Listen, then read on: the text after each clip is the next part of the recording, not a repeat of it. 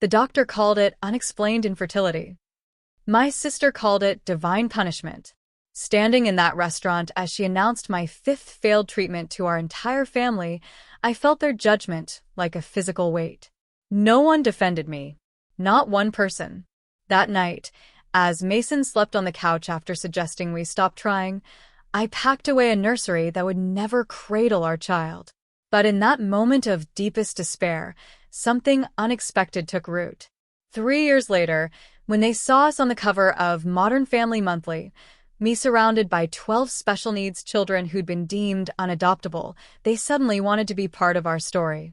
Funny how quickly barren can become blessed when the world is watching. Just before we get back to it, I'd love to know where you're watching from today, and if you're enjoying these stories, make sure you're subscribed. The crystal champagne glasses clinked cheerfully throughout the private dining room of the Westbrook, the fanciest restaurant in our small Midwestern town.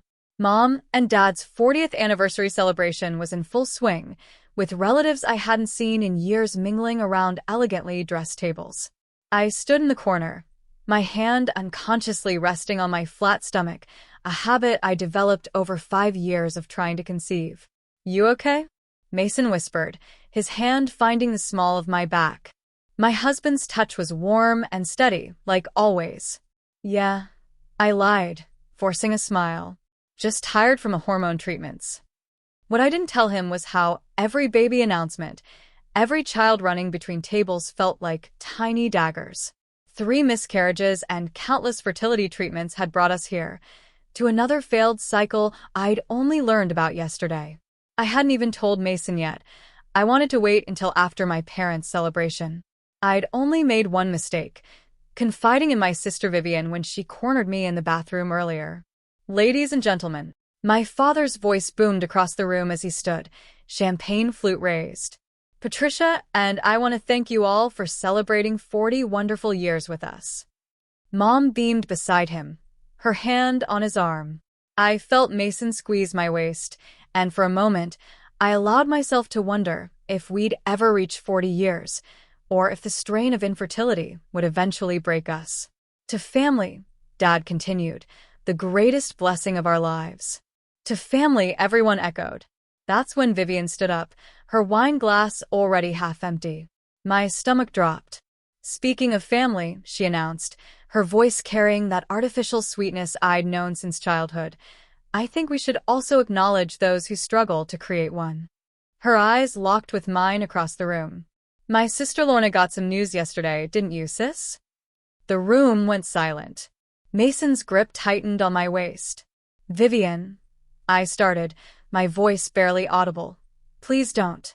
"Another failed treatment," she continued, ignoring my plea. "5th one, isn't it? Or 6th?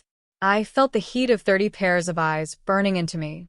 "God knows you'd be a terrible mother anyway," Vivian added, her smile never faltering. "Maybe your barren womb is divine punishment." The gasps were audible. Mason stepped forward, but I gripped his arm, stopping him. "My mother's weak, Vivian. Not now," did nothing to erase the words now hanging in the air. I looked around the room. My Aunt Margaret nodded slightly in agreement with Vivian. Cousin Brenda stared at her plate. Uncle Thomas awkwardly sipped his champagne. Not one person defended me. Not one. As conversation awkwardly resumed, fractured memories flashed through my mind. Vivian at 6 years old, snapping the heads off my dolls, telling me I didn't deserve to be a mommy even in pretend. Vivian at 16, being grounded after I earned better grades, her whispering, "At least Mom loves me best."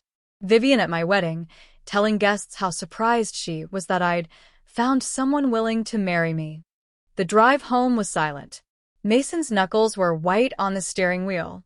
When we pulled into our driveway, I checked my phone to find 17 text messages from relatives, all expressing sympathy, none who had spoken up when it mattered.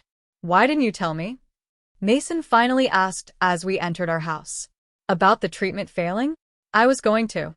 After the party." He nodded, removing his tie with jerky movements. "Maybe we should stop trying." The words hung between us like a physical barrier. "What?" "It's killing us, Lorna. The hoping, the disappointment, the money." He sank onto our couch, suddenly looking exhausted. And your family? My family doesn't matter, I snapped. They do when they hurt you like this. He ran his hands over his face. I can't keep watching you break a little more each time. So you're giving up? On having children? On us? My voice rose with each question. That's not what I said. It's exactly what you said. I was shouting now, years of frustration erupting. You want to stop trying because it's too hard for you? Try having everyone look at you like you're defective. Try having your own sister announce your failure to everyone you know. Mason stood up. You think this hasn't been hell for me too? The appointments, the injections, watching you cry yourself to sleep month after month? I'm trying to protect what's left of us, Lorna. I stormed upstairs without responding, slamming our bedroom door. For the first time in our marriage, Mason slept on the couch. The following week, I sat in Dr. Winter's office as she gently explained that we'd reached the end of medical options. Have you considered adoption? Or surrogacy? She asked kindly. I grabbed my purse and left without answering. In the parking lot, I sat in my car and screamed until my throat burned. Over the next months, I declined every family gathering. I dropped out of book club when one member announced her pregnancy. I resigned from my elementary school teaching position, unable to face the innocent questions from students about why I didn't have children of my own. Mason and I existed in the same space, without connecting. He went to work, came home, watched TV, slept. I wandered our house like a ghost, avoiding the room we'd prematurely painted yellow, filled with a crib and changing table and stuffed animals that would never be touched by our child. 3 months after my sister's public humiliation, I found myself sitting on the floor of the nursery, surrounded by boxes. I'd finally decided to pack everything away. Mason was working late, again, and the silence of the house crushed me like a physical weight. I held a tiny pair of booties I'd bought when we first started trying to conceive. They had never been worn. They never would be. The reality of it sent me spiraling into the darkest place I'd ever been. For one terrifying moment, I considered leaving Mason, giving him the freedom to find someone who could give him children. I was contemplating how to word such a letter when the doorbell rang. I ignored it at first, but whoever it was turned to persistent knocking. Wiping my tears, I trudged downstairs. Mrs. Jenkins, my 86-year-old neighbor, stood on my porch holding a battered book and a plate of cookies. You look terrible, she announced, pushing past me into the house. It's not really a good time, I began. It never is when you're drowning, she replied, setting the cookies down on my coffee table. I brought you something. She handed me the worn book. Families Beyond Biology. A Guide to Adoption, read the faded cover. I don't. I couldn't have children either, Mrs. Jenkins interrupted. Back in 1962, that made me less than a woman in everyone's eyes. My husband's family suggested he divorce me. I sank onto the couch, suddenly listening. Instead, we became foster parents. 38 children came through our home over 20 years. Some stayed a night, some stayed years. Her weathered hand covered mine. Not having children of your own doesn't mean you can't be a mother, Lorna. It might mean you're meant to be a mother to children who already exist. She left the book and cookies, squeezing my shoulder before departing. That night, when Mason came home, I was still reading, something like hope flickering in my chest for the first time in months. 6 months after the anniversary disaster, I stood nervously outside Harmony House, a residential facility for children with special needs. After weeks of research and lengthy discussions with Mason, we'd agreed I would volunteer here twice weekly. You must be Lorna. A woman with silver-streaked hair greeted me at the entrance. I'm Dr. Rivera, the director. Thank you for volunteering with us. She led me through colorful corridors where children of various ages played, studied, or sat quietly. Most of our children are considered difficult to place, Dr. Rivera explained. They have disabilities, trauma histories, or are part of sibling groups that agencies want to keep together. Our goal is to provide stability while searching for permanent placements. She stopped outside a small room where a boy about 9 years old sat alone, meticulously lining up toy cars. This is Zach, Dr. Rivera said softly. He has autism and hasn't spoken in 3 years, since his parents died in a car accident. He's been through 4 foster homes already. Something about Zach's intense focus, the deliberate way he arranged each car, struck me deeply. I spent my first day sitting quietly near him, occasionally rolling a car his way, which he would immediately realign to his precise pattern. On my 3rd week of volunteering, I was reading a book aloud as Zach played nearby. I didn't expect him to listen, but it gave me something to do besides watch him. The little blue engine looked up at the hill. "I think I can," it whispered.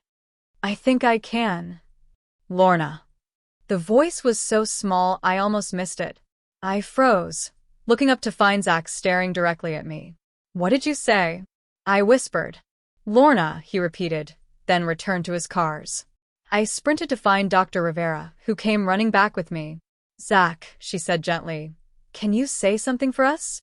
He continued arranging his cars, silent again. Dr. Rivera turned to me, her expression amazed. "That's the first word he's spoken since arriving here. What did you do differently?" "Nothing," I replied, watching Zach. "I was just being with him." "You have a gift, Lorna," she said. "Some people naturally create safety for traumatized children. Whatever you're doing, please keep doing it." That evening, I told Mason everything, more animated than I'd been in years. "I want to get certified as a foster parent," I finished breathless. Mason set down his fork, studying me carefully. "Are you sure? After everything we've been through?" "I've never been more sure of anything," I replied. "These children already exist, Mason. They need homes, love, stability. Maybe this is what we've been meant for all along." To my surprise, he reached across the table for my hand. "Then let's do it. Together." Over the next 4 months, we completed extensive training, home studies, background checks, and preparations. We converted the yellow nursery into a space suitable for an older child, keeping things simple and calming. As we hung blue curtains, I realized I hadn't cried about infertility in weeks. When we finally received approval as foster parents, Dr. Rivera called immediately.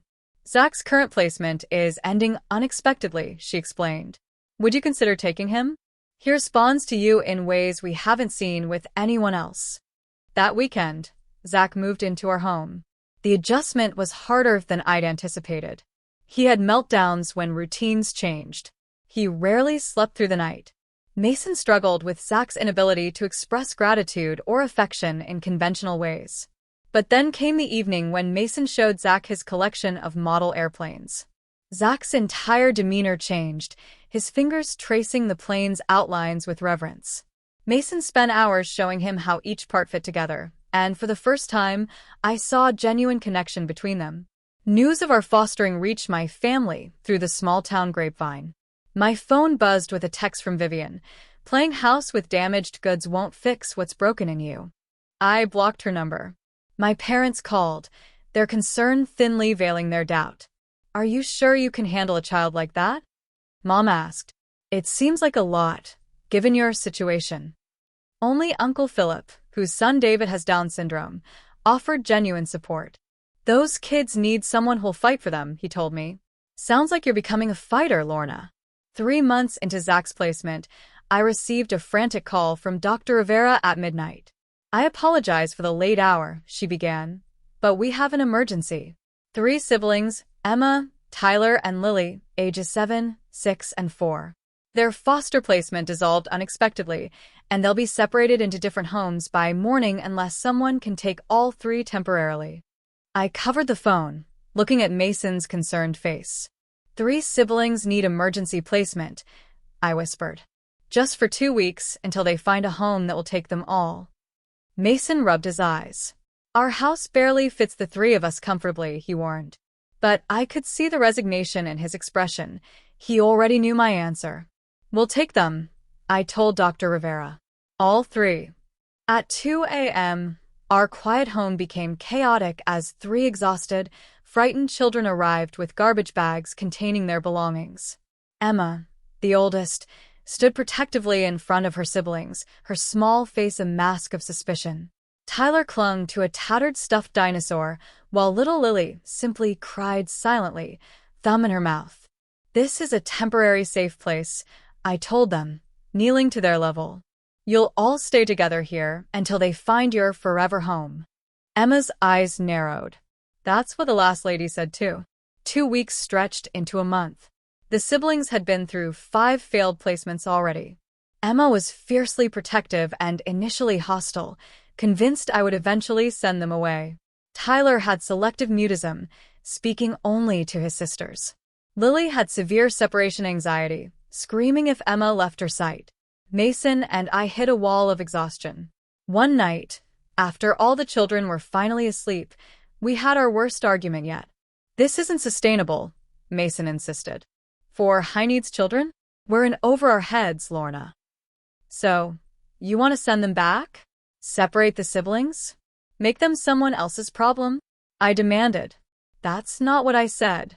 I'm saying we need more support, more resources. We can't do this alone. Before I could respond, a small cry came from upstairs. I found Emma thrashing in bed, caught in a nightmare. As I gently woke her, she clung to me, trembling. Please don't send us back, she whispered against my shoulder. Please don't make them take Tyler and Lily away. I held her tightly, my resolve cementing into something unbreakable. Never, I promised. You're staying together no matter what. The next morning, when the social worker arrived for her scheduled visit, I took a deep breath and spoke the words that would change everything. We want to keep all 4 children. Permanently. We'd like to begin adoption proceedings. Mason's shocked expression softened into certainty as he nodded in agreement. Our house is too small, he acknowledged, but we can move. We'll make it work. The social worker looked between us skeptically. This is highly unusual. Are you certain this is something you want to pursue? I thought of my sister's cruel words. God knows you'd be a terrible mother anyway. More certain than I've ever been, I replied. 2 weeks later, at a rare family dinner I'd agreed to attend, Vivian cornered me in the kitchen. So you've got yourself an instant family of rejects, she sneered. How charitable. For the first time, I didn't feel the sting of her words. I simply looked at her, really looked, and saw the emptiness behind her cruelty. I forgive you, I said calmly, for what you said at Mom and Dad's anniversary. And for everything before that. But I won't allow you to speak that way about my children ever again. Your children, she scoffed.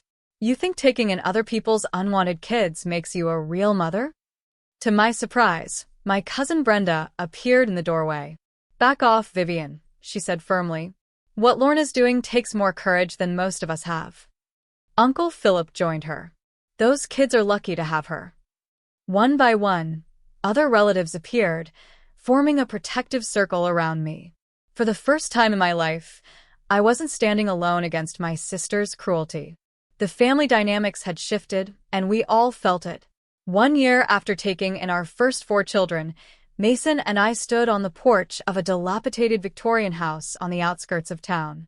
The foreclosed former bed and breakfast had 8 bedrooms, a massive kitchen, and a sprawling yard with ancient oak trees, and it was just within our budget thanks to its poor condition. It's a money pit, Mason warned, eyeing the sagging porch steps. It's perfect, I countered, already envisioning children running through the spacious rooms. We signed the papers the following week, and something remarkable happened. Word spread about our growing family and the old Victorian we'd purchased. Local businesses donated materials. Church groups organized weekend work parties. Contractors offered discounted services. What would have taken us years to renovate was transformed in months into a warm, functional home designed for children with special needs. As we settled into our new home, I received another call from Dr. Rivera. There's a situation I thought you should know about, she began. 5-year-old twins, Mia and Marcus. Both have cerebral palsy. Their adoptive placement fell through at the last minute when the family backed out. They're separating them? I asked, already knowing how devastating that would be. Most likely. Finding a placement for one child with cerebral palsy is challenging enough. 4-2. I found Mason in the backyard building a wheelchair-accessible ramp, something we'd planned as a future project. There are twins who need a home, I said simply. They both have cerebral palsy. Mason continued measuring wood, not looking up. How old? 5. He nodded slowly. We'd need to modify the first floor bathroom. Make it fully accessible. So that's a yes? I asked, hardly daring to hope it would be this easy. He finally looked up, a half smile on his tired face. When have I ever been able to say no to you, Lorna Walker? 2 weeks later, Mia and Marcus arrived, their matching smiles lighting up our home despite the physical challenges they faced. Zach, who had continued to speak only selectively, surprised everyone by becoming their self-appointed guardian.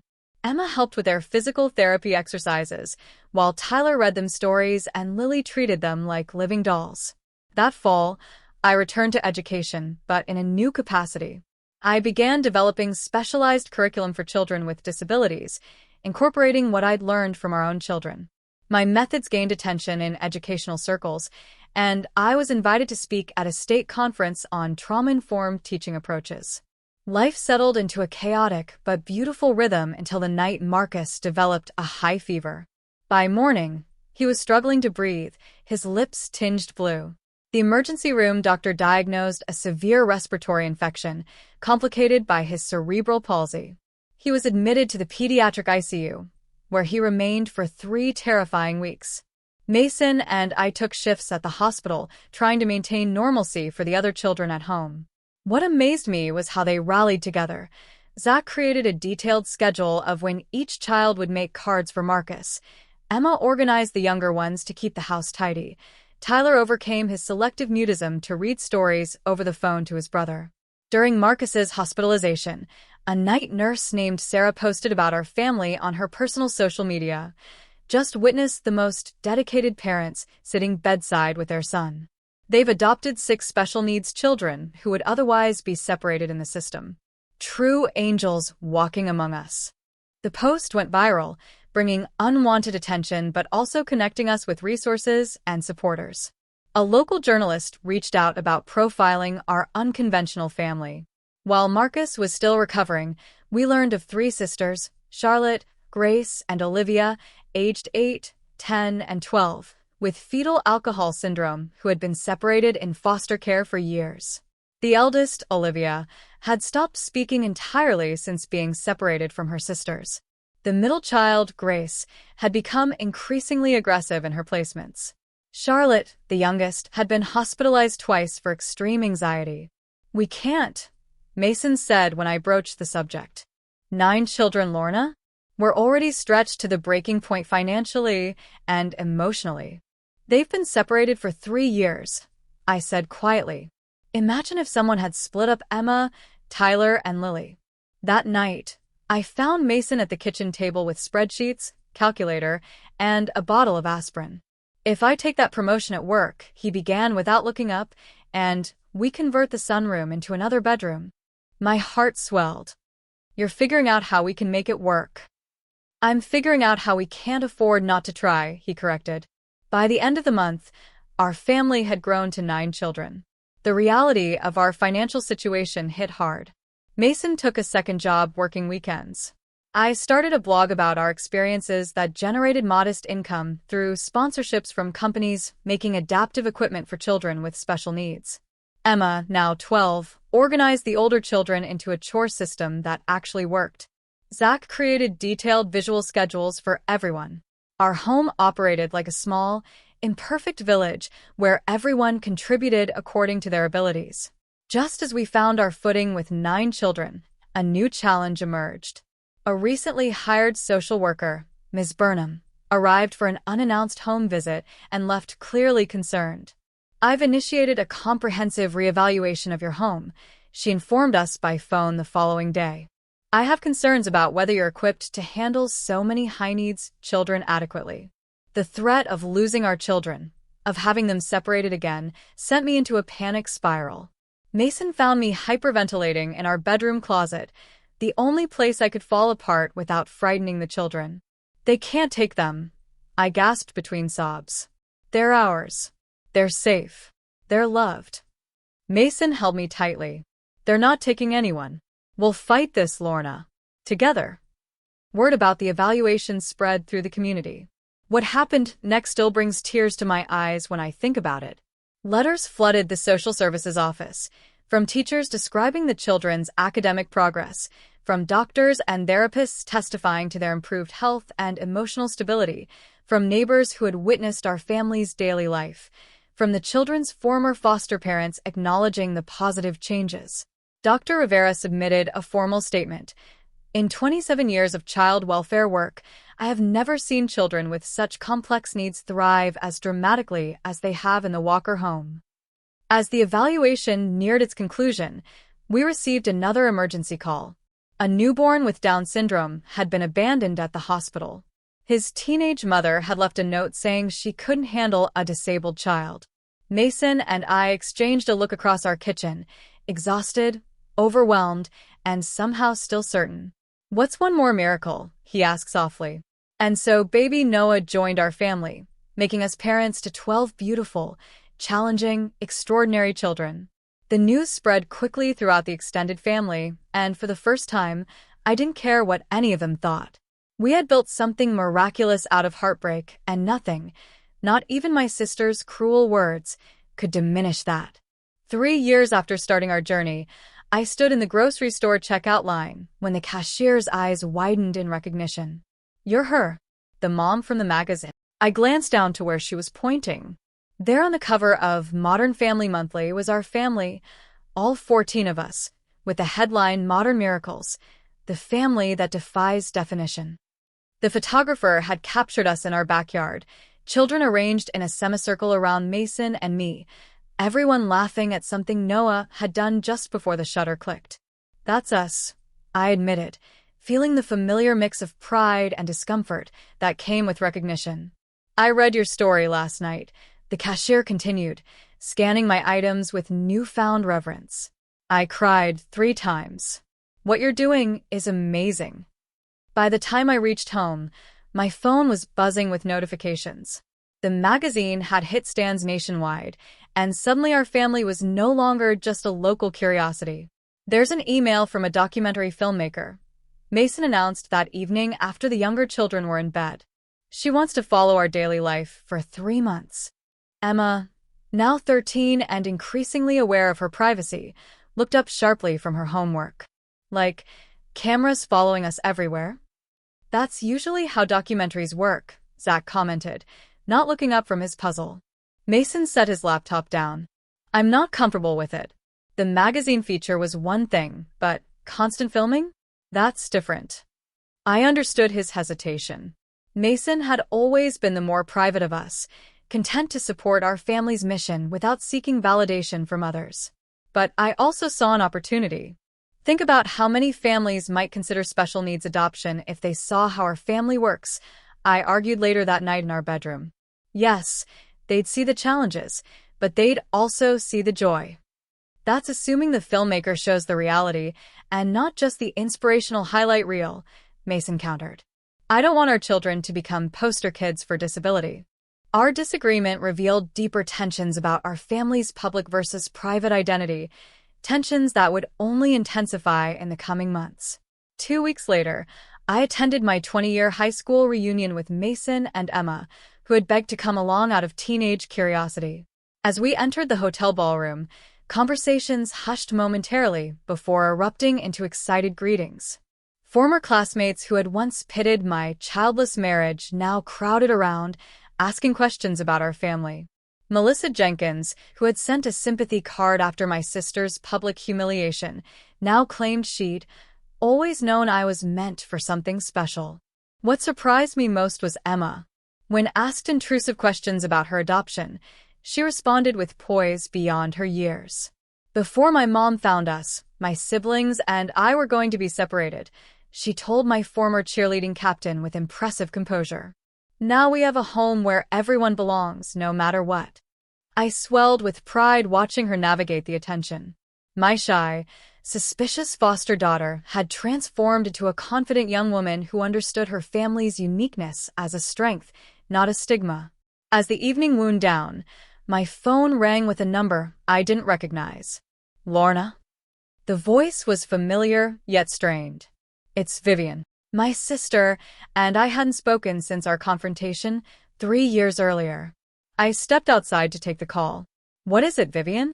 I I wondered if I could visit. See the kids. see you.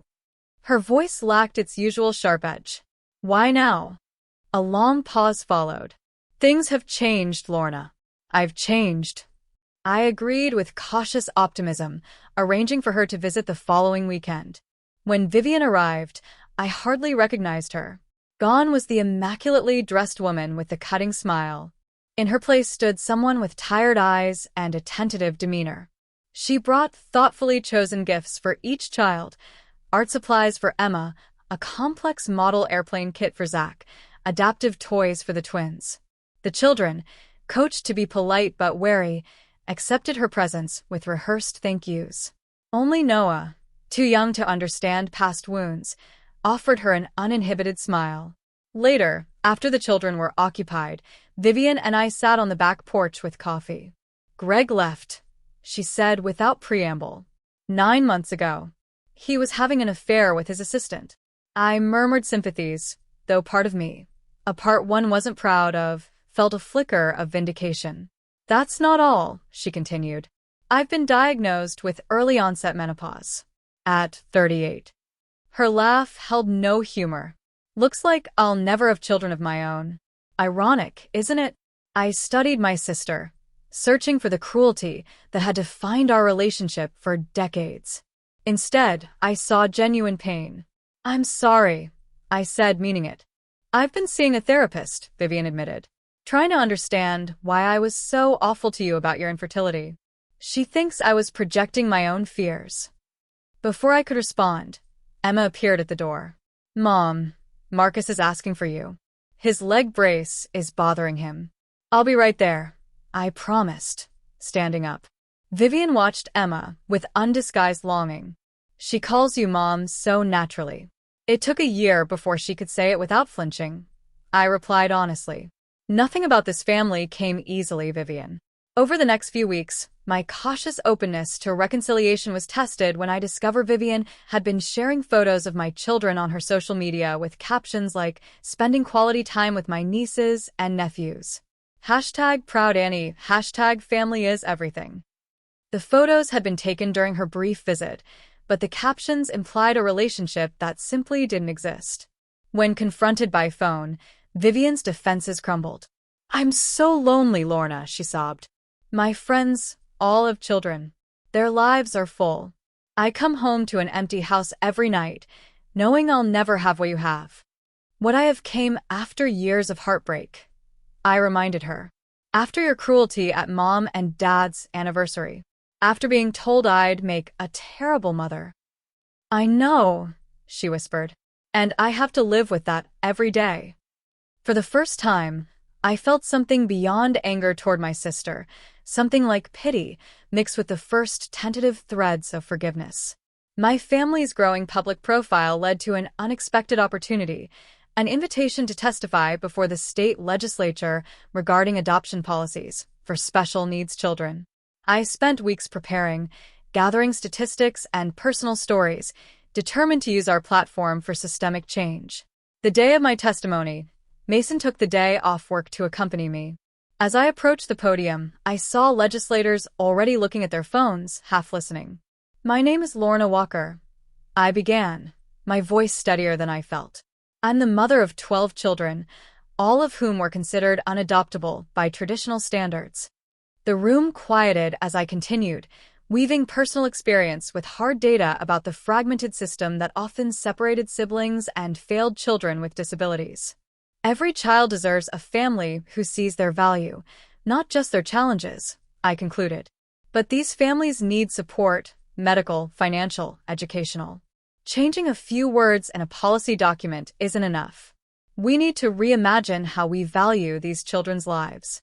The standing ovation caught me by surprise. Afterward, a state senator approached. Mrs. Walker, we'd like to discuss developing new legislation. Would you consider lending your name to it? The Walker Family Act has a nice ring to it. Later that month, Zach participated in a groundbreaking study on autism therapies. The researchers found his progress remarkable given the severity of his initial diagnosis. The lead doctor called to discuss their findings. We believe your consistent approach has been a significant factor in Zach's development, she explained. His verbal skills have advanced beyond what we typically see in cases like his. I just followed my instincts, I admitted. Sometimes instincts are better than textbooks, the doctor replied. Would you consider documenting your methods? It could help other families. This conversation led to an unexpected email from Wellington Publishing, offering a substantial contract for a book about our family journey. The prospect was both exciting and daunting, forcing me to revisit painful memories while celebrating our growth. I decided to involve the entire family in the project. Zach created detailed timelines. Emma wrote pieces about her perspective as the oldest sibling. Even the younger children contributed artwork and dictated short stories about their experiences. Mason, initially hesitant about further public exposure, became an enthusiastic collaborator, writing raw, honest chapters about the challenges of fatherhood and his own journey from reluctance to dedication. Using advance money from the book, we established the Walker Family Foundation, providing resources for adoptive families of children with special needs. What had begun as our personal healing journey was evolving into something larger, a mission to change the system itself. Exactly 5 years after Vivian's cruel statement at our parents' anniversary, our extended family gathered to celebrate a different kind of anniversary, the day we became a family of 14. We hosted the party in our backyard, now equipped with accessible play equipment and sensory spaces for the children. The contrast between the two events couldn't have been more stark. Relatives who had once judged me now competed for the children's attention. Aunt Margaret, who had nodded in agreement with Vivian's divine punishment comment, now proudly showed photos of my children to her friends. Vivian attended, standing awkwardly at the periphery until Noah toddled over, arms raised to be picked up. As she held him, her expression a mixture of joy and regret, I realized the completeness of her transformation, and my own. The discovery came during a routine self-examination, a small, hard lump in my left breast that hadn't been there the month before. The mammogram, biopsy, and diagnosis happened with dizzying speed. Stage 2 breast cancer, requiring surgery, chemotherapy, and radiation. I sat in the oncologist's office, Mason's hand gripping mine so tightly it hurt, as Dr. Lewis outlined treatment options. With this protocol, your 5-year survival rate is approximately 87%, she explained gently.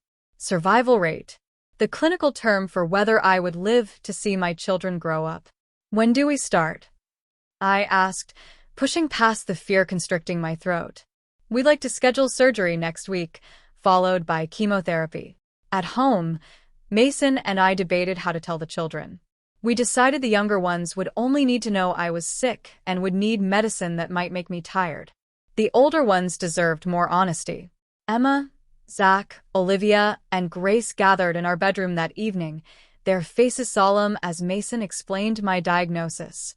Mom's going to be okay, he assured them with more confidence than the statistics warranted. But she'll need surgery, and afterward, medicine that might make her very tired or sick for a while. Emma, now 14 and perceptive beyond her years, asked the question the others wouldn't. Could you die?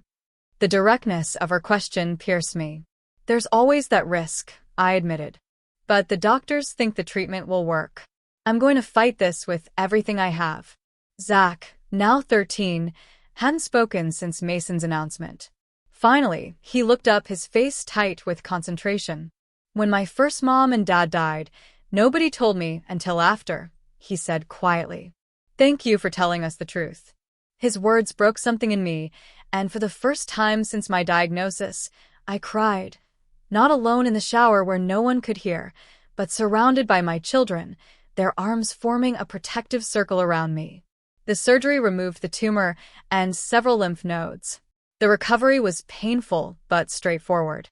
It was the chemotherapy that truly tested our family's resilience. Our carefully structured household began to falter.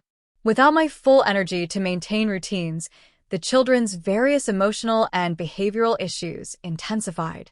Zach regressed to selective mutism, communicating only through written notes. Emma became dangerously perfectionistic, trying to control every aspect of the household. Marcus and Mia needed consistent physical therapy that Mason couldn't always provide around his work schedule. The three sisters, Charlotte, Grace, and Olivia, began having nightmares about being separated again. Noah, still a toddler, became clingy and fearful. The breaking point came during my third round of chemotherapy. A severe infection sent me to the hospital for 5 days. Mason, stretched beyond his limits trying to work and care for the children, sounded defeated when he called. Tyler's had 3 meltdowns today. Lily won't eat. Emma's trying to handle everything, but she's 14, Lorna. We're drowning. I closed my eyes against the fluorescent hospital lights, fighting waves of nausea and guilt. Call my parents, I suggested weakly. I already did. They can only come for the weekend. He paused. There's one other option. Who? Vivian. She's offered to move in temporarily, help with the kids. The thought of my sister in my home, with my vulnerable children, while I was too sick to protect them, sent panic through me.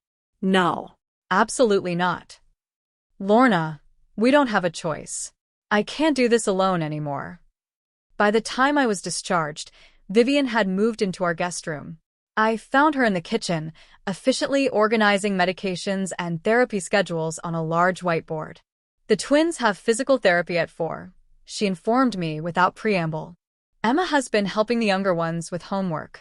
Zach hasn't spoken since he went to the hospital, but he's communicating through notes. I've been keeping a journal of everyone's patterns. I stood speechless, taking in the scene. The kitchen was clean. The children seemed calm.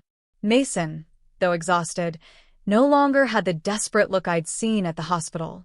Why are you doing this? I finally asked. Vivian met my eyes directly. Because they're your children. Because I said terrible things I can never take back. Because maybe this is my one chance to be part of something that matters. I nodded, too tired to analyze her motives further. Over the following weeks, an uneasy coexistence evolved into moments of genuine connection. Vivian proved surprisingly adept with the children, her organizational skills creating structure amid chaos. She never tried to replace me, always reinforcing that mom needs rest to get better when the younger ones demanded my attention. I watched from the sidelines, weak from treatment, as my sister read bedtime stories, administered medications, and learned each child's unique needs. It was Vivian who noticed that Zach became calmer with weighted blankets, Vivian who discovered that Mia's leg spasms improved with specific stretches. Just as we found a new rhythm, the documentary about our family aired on public television. Filmed before my diagnosis, it portrayed an idealized version of our life. The challenges acknowledged but ultimately overcome, the children thriving, Mason and I depicted as unwavering in our commitment. The contrast between that image and our current reality was jarring.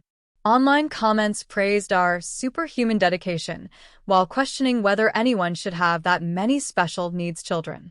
Most disturbingly, anonymous complaints began arriving at social services, alleging potential neglect due to my illness. The documentary's success also brought unexpected visitors, my parents, arriving unannounced with matching expressions of concern. We've been talking, Dad began awkwardly as we sat in the living room. Your mother and I think some of the children should stay with us temporarily. Just until you're better. You want to separate them? I asked incredulously. Just the ones who need less specialized care, Mom clarified, as if this made the suggestion less appalling. Emma, Tyler, and Lily could come to us. Your Aunt Margaret could take the twins. Stop, I interrupted, my voice stronger than it had been in weeks. No one is going anywhere. These children have been separated before. I promised them it would never happen again. Lorna, be reasonable, Dad argued. You're seriously ill. Mason is exhausted. Think of what's best for them. I am, I insisted. What's best is staying together, in their home, with people they trust. The argument continued until Mason and Vivian returned from taking the older children to their various therapies. To my surprise, it was Vivian who took my parents aside, speaking to them with quiet intensity one couldn't overhear. Whatever she said must have been effective. They left without pressing the issue further. That night, Alone in my hospital room during another treatment complication, I experienced my first complete breakdown. Staring at the sterile ceiling, I questioned everything. Had my maternal calling been selfishness in disguise? Had I collected these children to fill my own emptiness, only to leave them motherless? The weight of these thoughts crushed me more effectively than any cancer. Yet even as I spiraled, something remarkable was happening at home. The older children, led by Emma and Zach, organized themselves into a support system for their younger siblings. Emma created color-coded schedules. Zach, emerging from his mutism, became the family problem solver, creating ingenious adaptations for daily challenges. Even Tyler and Lily stepped up, reading to the youngest children and helping with simple chores. Mason later showed me a video he'd taken during this time. The children seated around our massive dining table, solemnly discussing how to best help Mom get better. Their maturity and adaptability revealed how much they'd truly become a family unit beyond any legal definition. The most surprising development came when Vivian discovered the source of the anonymous complaints to social services, her ex-husband Greg, bitter about her increased involvement with our family. In a defining moment that Mason recounted with amazement, Vivian confronted Greg publicly at his workplace, defending our family at significant personal cost. "You will not punish these children for your issues with me," she reportedly told him, loud enough for his colleagues to hear. "They've been through enough without your petty vendetta." As my treatment progressed, each child found ways to support my recovery. They created homemade cards with messages that still bring tears to my eyes when I read them. "Thank you for finding me when I was lost. You're the bravest mom in the world. Please don't leave us. We need you." These unfiltered expressions of love provided emotional strength during the most painful aspects of my medical journey, reminding me what I was fighting for.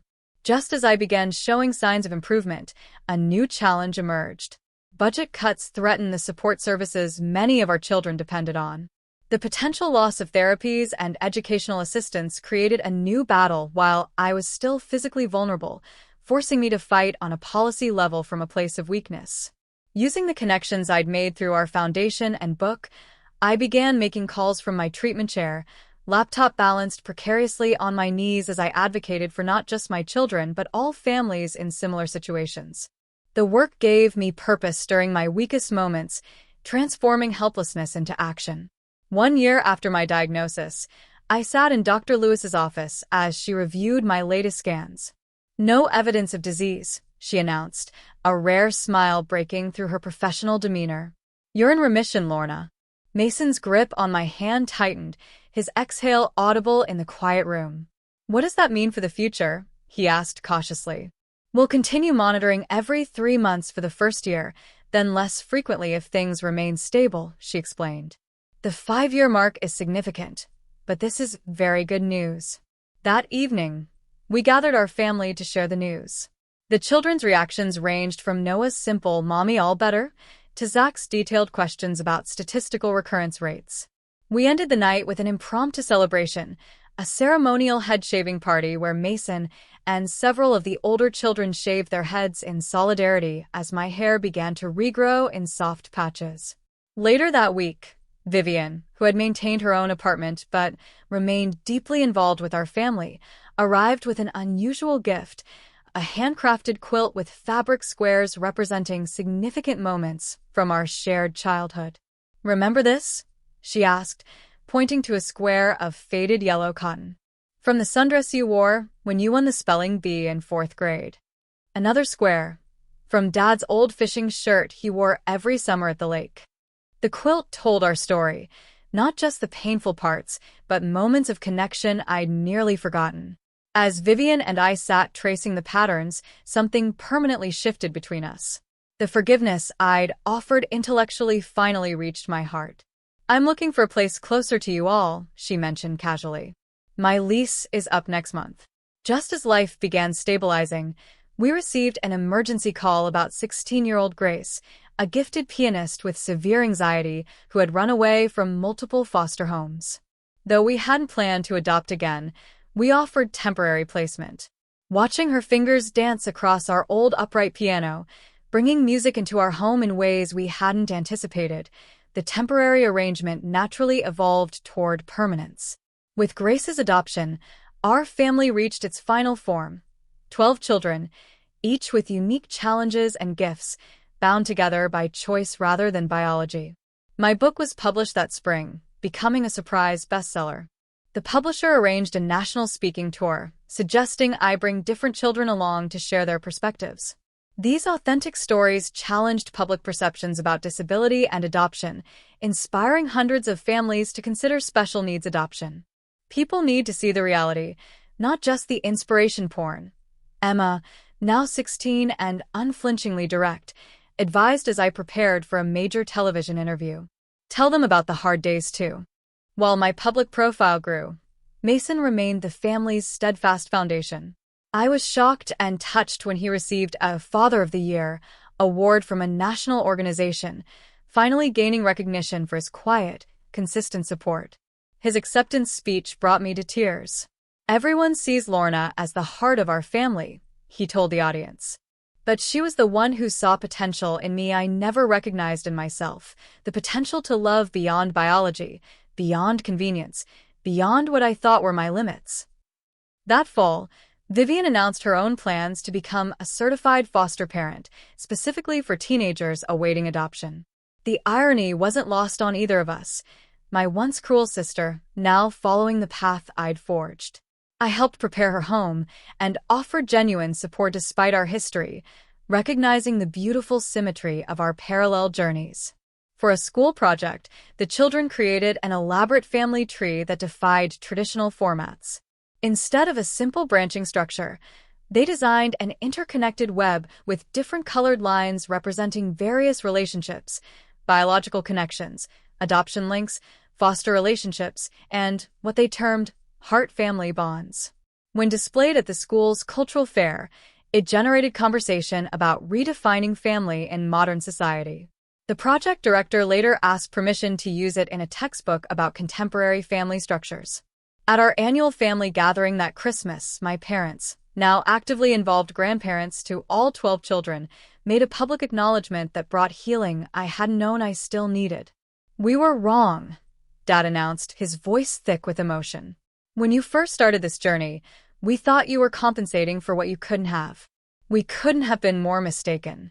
He looked around at the children scattered throughout the room. "Watching Lorna these past years has been the greatest lesson of my life about what truly defines a mother." The following spring brought a milestone that encapsulated our entire journey. Zach, our first foster child, graduated high school with honors. Once selectively mute and seemingly unreachable, he now stood confidently at the podium as class speaker, his voice clear and strong. "7 years ago, I hadn't spoken a word in 3 years," he began. "I was the kid no one wanted, too difficult, too damaged, too different. Then I met a woman who sat beside me, day after day, not demanding I speak, just being there until I was ready." I clutched Mason's hand as Zach continued. "That woman became my mother, and with her and my dad, I found my voice. Not just the ability to speak, but the courage to be heard. They taught me that family isn't about matching DNA, or looking the same, or even starting from the same place. It's about choosing each other, every day, especially on the days when it's hardest to choose." His speech moved the entire auditorium to tears and was later shared widely online, bringing another wave of attention to our family's journey. Exactly 5 years from the day we took in our first child, Mason and I gathered our family of 14 for a professional photo session. As we reviewed the images afterward, 12-year-old Lily pointed to a particularly candid shot where everyone was laughing at one of Noah's antics. "Your sister was wrong, you know," she said matter-of-factly. "About what, sweetheart?" "When she said your body was broken." Lily traced her finger over the image of our sprawling, mismatched, perfect family. "Your body wasn't broken, Mom. Your heart was just waiting to be big enough for all of us." What defines a mother? Biology, or the capacity to love beyond your own wounds? If Lorna's journey moved you, remember that every broken heart has the potential to become whole through unexpected paths.